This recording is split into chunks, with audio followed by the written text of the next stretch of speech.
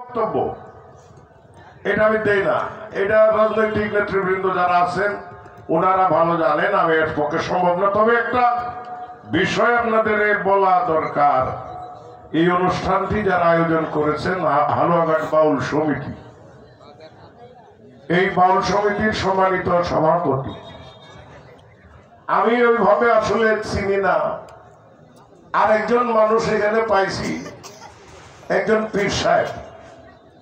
আমি খুশি হয়েছি যে পীর মাশায়েখরাও বাউলদের সাথে আছে আমাদের দূরবীন সবাই, তো শ্রদ্ধা জানাই। আর যার কথায় আসলে এখানে বেশি আসা রইল আতেম ভাই, আতেম ভাইয়ের সঙ্গে সম্পর্কটা অনেক দিনের, এটা রক্তের সম্পর্কের চাইতেও বেশি। আমি ঘরের মধ্যে বয়ে কইলাম আইতে গাড়ি দেওয়া কইছি আপনার এনে আইবো, আমি সারা রাত্র একদিন যাপন করবো, থাকবো এখানে এসে। তো এটা একেবারে আপনজন না হইলে বলা যায় না। বাউল সমিতি আপনারা যারা করছেন, আপনাদের উদ্দেশ্যে দুইটা বক্তব্য আছে, একটু কর্কশ হইতে পারে, মনে কিছু করেন না।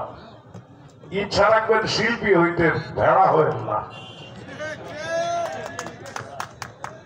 কথাটা কেন বলা, আমাদের উত্তর ময়মনসিংহ একজন প্রখ্যাত সাধক ছিলেন, আপনারা তার নাম জানেন কিনা যারা বাউল শিল্পী, একটু বলেন তো। যাওয়ার কাকে আপনারা যাওয়াকে নেত্রকোনার বৃহত্তর ময়মনসিংহ, আপনাদের একটা ছিল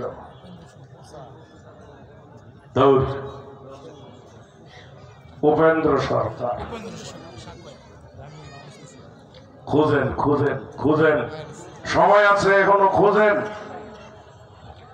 উপেন্দ্র সরকারের মতো মানুষ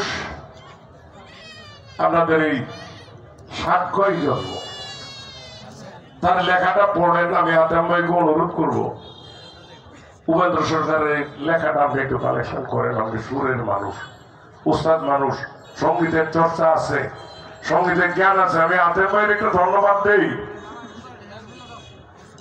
আমাদের বৃহত্তর ময়মনসিংহ জেলায় আমার মনে হয় সঙ্গীতের দিকে দ্বিতীয় স্থানে আছে এখন, এটার একমাত্র অবদান আতেম ভাই।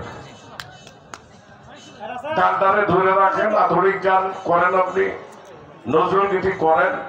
আপনার প্রতি আমার অনুরোধ থাকলো, এখানে আমাদের এই বাউল শিল্পী যারা আছে, যারা আগুছালো, যারা গুছালো না, এই মানুষগুলির আপনি একটু চেষ্টা করে একটু গুছায়া দেন।